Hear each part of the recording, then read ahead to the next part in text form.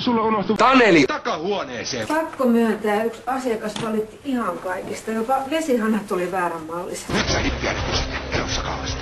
Ja Ossikin oli jotenkin ihan mahdoton. Sinne meni Osteri Ossi. Ja Vankila! kaiken huipuksi Jenni ilmestyi toimistolle valittamaan sydänsurujaan. Mitä ihmettä se sua liikuttaa? Ihan poikki. Keskiviikkona koko lihapiivi. 30 €. Omaan kylpyammeeseen. Vai haluatko sillalta alas? Vankilaa! Kumpikin käy, sä saat päättää. Tyttö, nyt hiljaa. Sinne vaan. Vankilaa! Ootko sä siirtänyt nää kookkosmuodot johonkin? Muiden pervojen sekaan juhlimaa. Mä arvasin sen. Niin kuin sinäkin. No niin. Sit se on varmasti todella hyvää.